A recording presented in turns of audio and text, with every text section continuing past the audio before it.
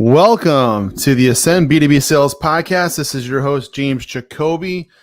We're here, episode 4, ready to rock. Today we're talking about our favorite, cold calling. So bring a pen and paper, bring your questions. We're going to hit it hard, go into what cold calling is all about in 2023 right after this.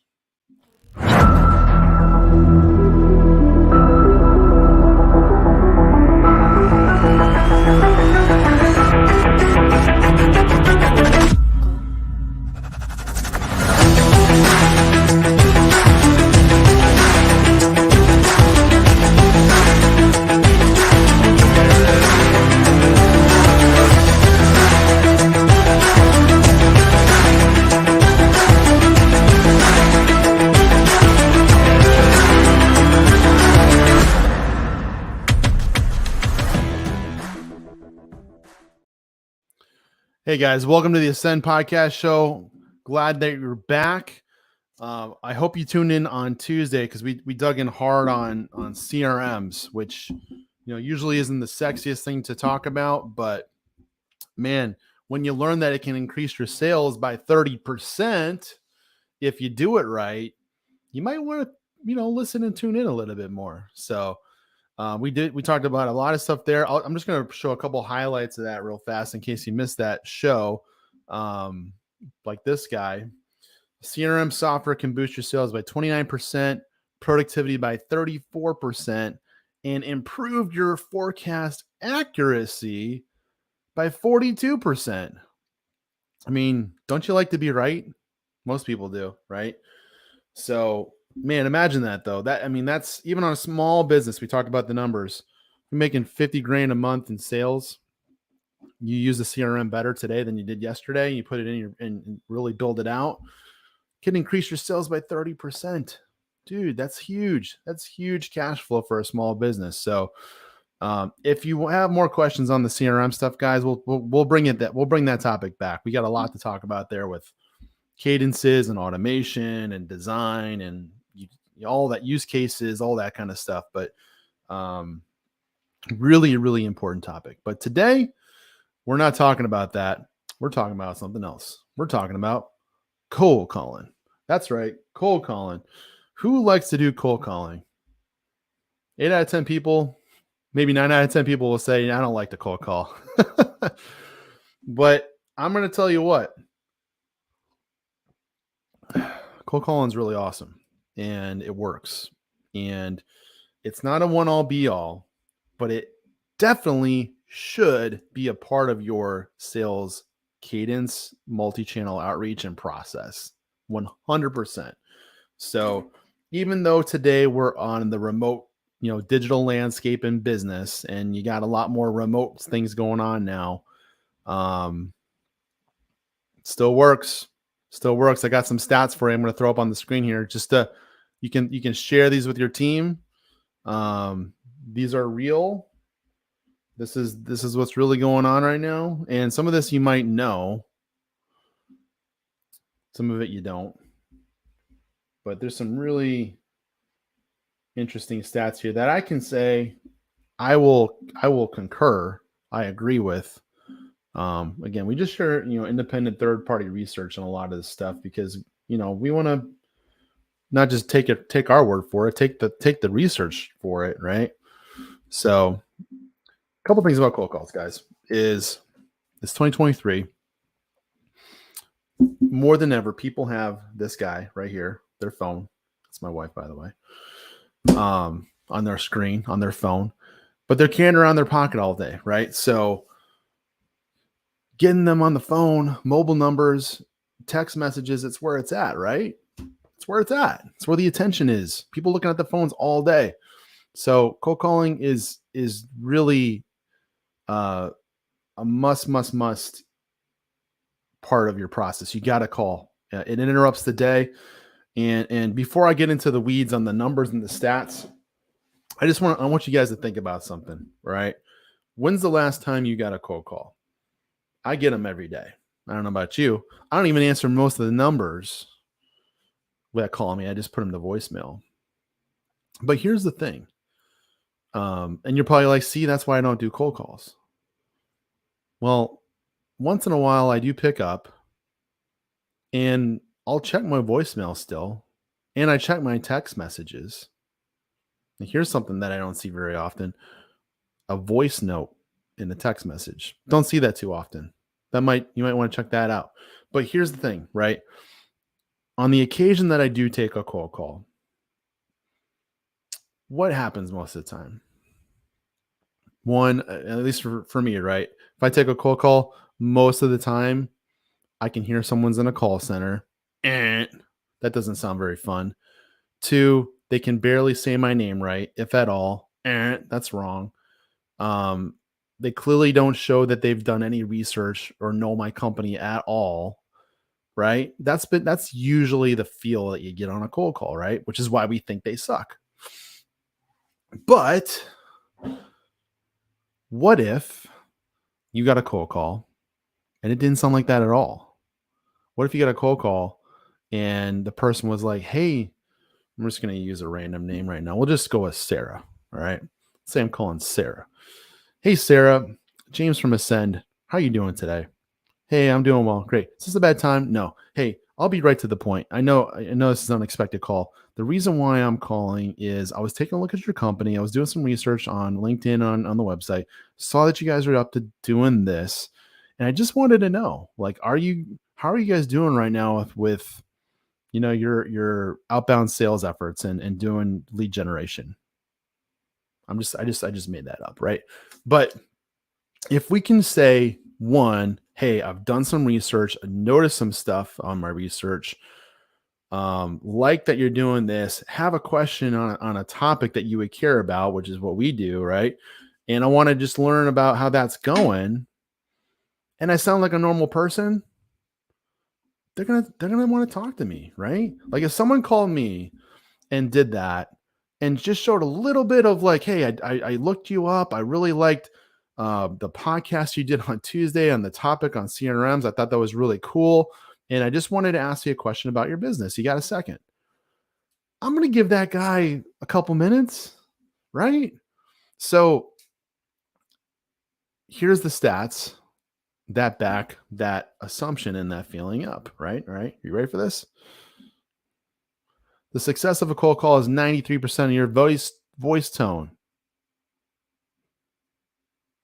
People want to hear enthusiasm. People want to hear energy. People want to hear authenticity, right? If we sound like a normal person, we don't sound like a salesperson, the call is going to go a lot better. And you're going to get more airtime. Interesting stat. About 80% of sales occur after cold calling the fifth contact. Interesting. Thought that was interesting. So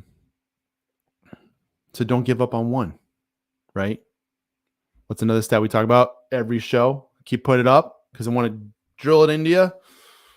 48% of salespeople never even make a single follow-up attempt. No wonder you don't get sales or you miss your sales goals. You don't follow up. You got to follow up. Sales is in the follow-up, right? So I'm going to combo that with this one again. Go back to this, right? After the fifth contact, call more than once, call more than twice, call more than 3 times, but don't do it obviously every day. You're going to be annoying. Space it out a little bit. Put some other things in your cadence to try to reach these people. Let's send them a couple emails. Let's do some LinkedIn outreach or Facebook, Instagram, whatever your jam is for your audience, right? Look at this one. The best time for cold calling potential buyers is between 4 p.m. and 6 p.m. Do you agree with that or disagree with that? I'm curious. I lately agree with this statistic. We do a lot of cold calls at the end of the day, and we get a lot of connections. We get a lot of people picking up the phone.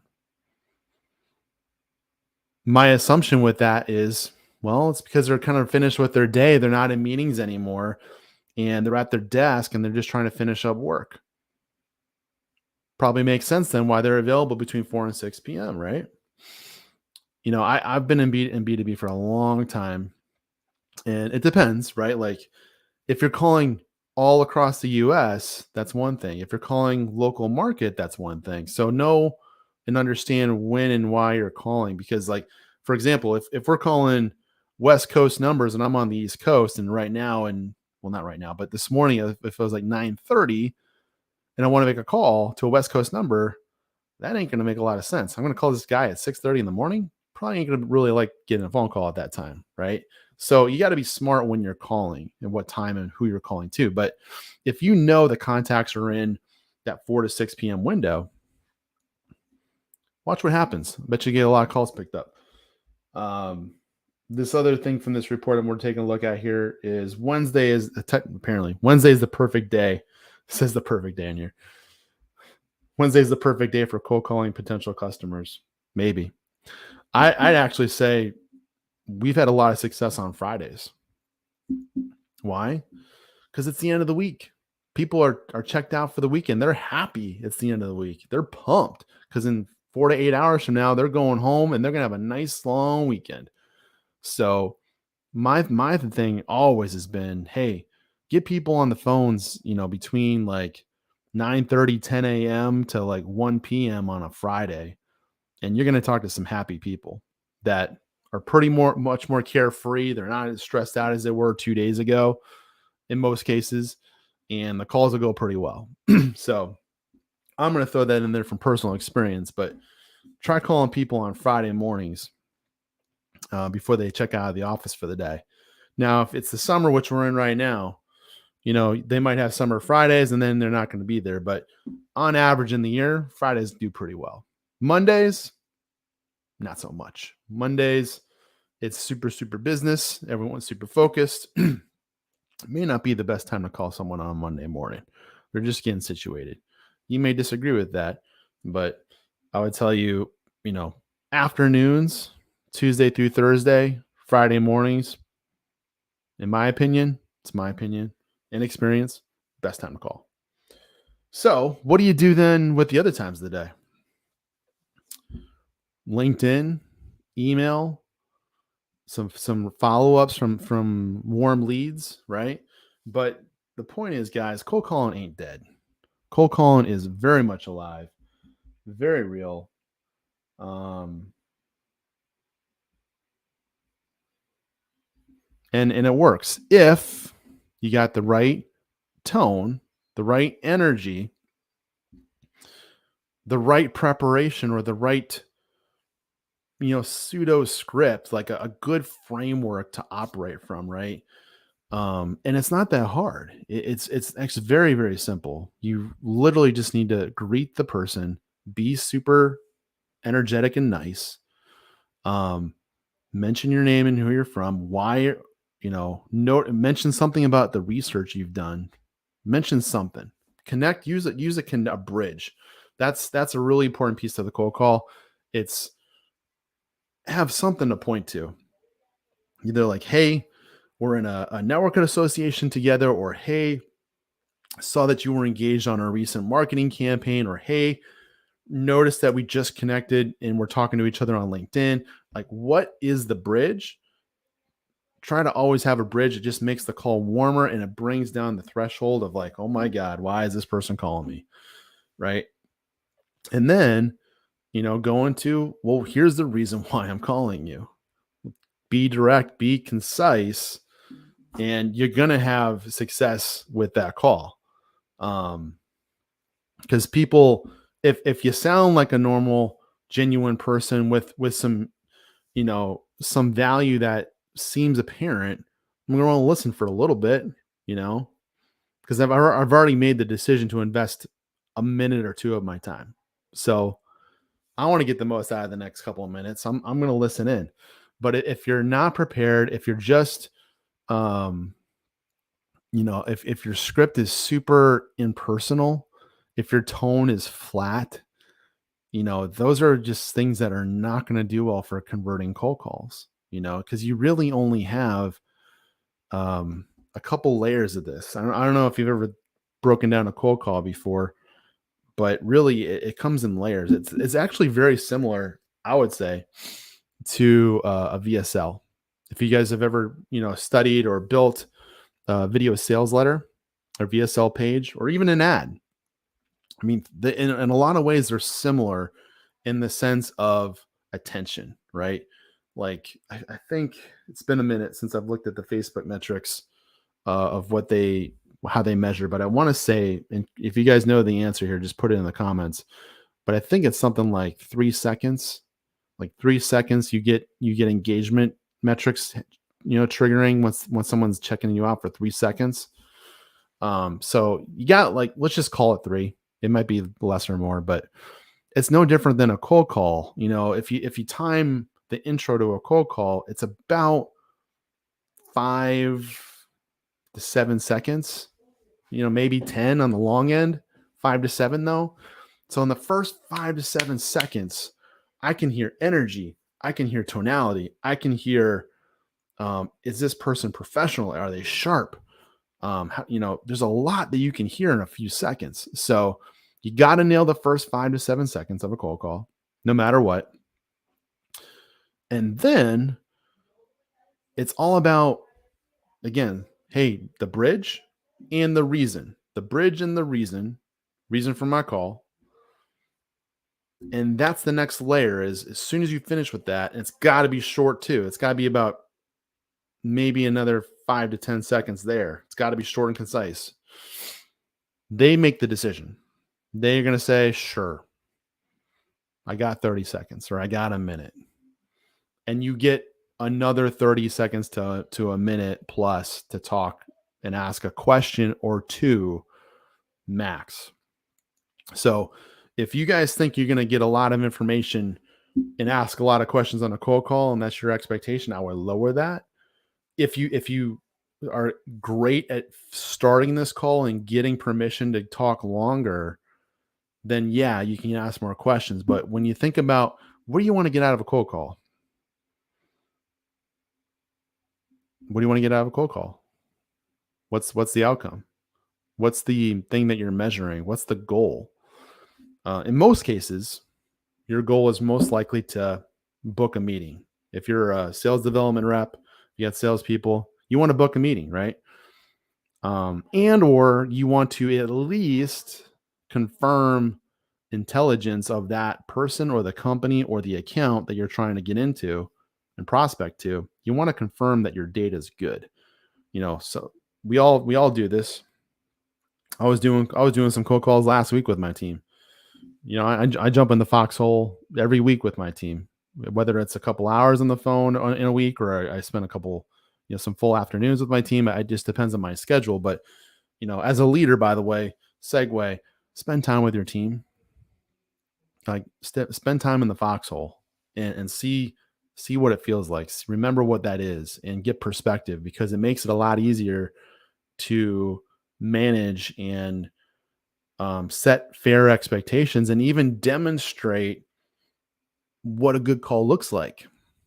If you're the best and you're better than your team and you can set a good example, jump in the foxhole and show them what's up. Do some calls. Let them listen to some call recordings from you guys so they can see. And I'll tell you, when I was younger in sales, that was the biggest learning lesson for me. Like before COVID, when I was in a business office side by side with salespeople all day, and I'm looking across the room, and I know who the best people are, right? And I'm watching them and I'm listening to them and I'm seeing how they operate.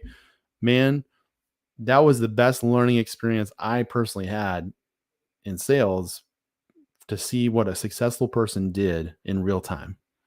And there's a lot to learn from that. So modeling still is huge today. It's challenging because of virtual, but if you can do some creative ways with your virtual remote environment to model behavior, model skill, model and execute calls and what you want that to sound and look like, modeling in real time, not talking about recordings are good, but if you can model it in real time or even role play it, then that's helpful. So, every week what I do with my guys is I do all of that. We do role plays during the week. We do shadowing on calls. We share call recordings. I listen to them. I give them feedback. I do it all. Like as a leader, you gotta dig in and look at all that stuff, because your team is not going to get better faster if you don't step in and really get your hands into this and see what's up. If you're just measuring from afar in the White Castle and the 30,000 foot view, and you're just looking at those metrics at the end of the day, and they either did or didn't do them, and you're like, do better, come on, like from the sidelines, I'm telling you, that is not effective. Like, you need to change your management and your leadership strategy. You need to jump in the foxhole. You need to get in there and see what's really up. Listen to their calls, listen to their call recordings, give them some feedback, role play with them after you know what they need to work on. See that learning is happening. See if they're applying the learning that they're learning. Like, that's the stuff. Because I literally talked about this morning with some of my sales guys, is listen, and they're here for a reason. They're not here for you. They're here because they got reasons why they got to show up to work today, and they got to make money, and they got to do better at sales. There's reasons why they want to sell. They don't want to sell just to sell. They got motivation and reasons of why they're here. So, my job as boss and coach, the best thing that I can do is, one, understand what those reasons are, because I want to know why my team is even here, so I can help. I want to help them achieve their goals, right? We want that culture, right? But then two is, I want to understand what their current skill set is and assess how good they are at actually doing the job or not, and look at where I can help them get better. How am I going to do that? I just told you. I listen to their cold calls. I watch them do it. We role play. We look at numbers.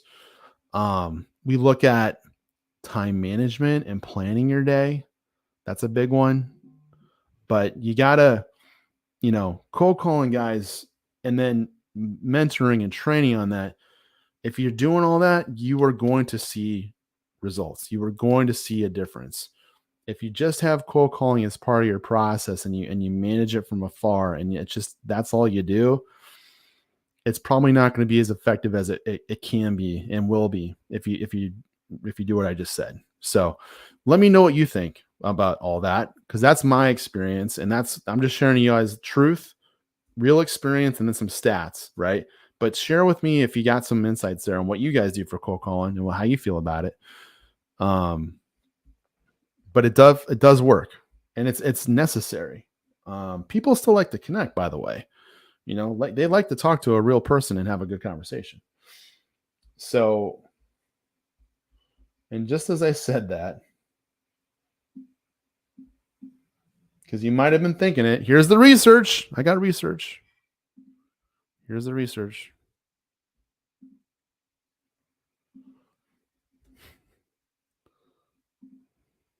%63% of customers find cold calls annoying. Shocker. That's okay. Listen, what is the point of sales and marketing? Obviously to make sales, right? But beyond that, like, what do we want to do every day? We want to get yeses and nos as fast as possible. Period. Yeses and nos as fast as possible. Whether that's through email, LinkedIn, phone, whatever, I'm looking for the yeses. It might take me 100 no's to get to a couple yeses. Sales and marketing is a numbers game. That will never change. Any funnel you build has numbers in it. No matter what, big funnel, small funnel, whatever, it's still numbers. You need volume to get to the bottom. If you don't put enough on top of the funnel to get to the bottom, you won't have anything at the bottom because you're not doing enough. So, and that's why we test funnels a lot. We test different marketing and sales funnels and write the right numbers, because we want to get sales at the end, but we need to learn how the funnel works too. Do I need to make 100 calls to get a meeting set? Do I need to make 60 calls to get a meeting set? I don't know. Run the test. Like, see what the volumes do and what those outcomes do on a daily basis. Every day is not going to be the same. We all know that. So you got to do it over time. Like, do like a week or 2 weeks of testing and see what the numbers tell you.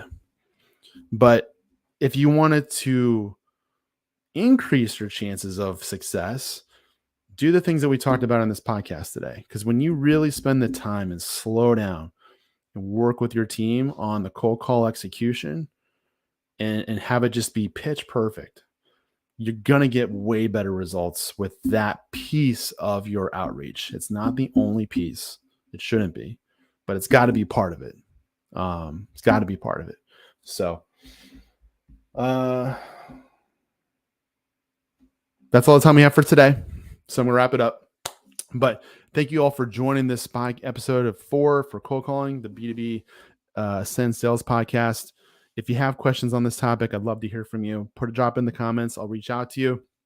Reach out to me, and we'll see you back here next Tuesday for some more. Have a great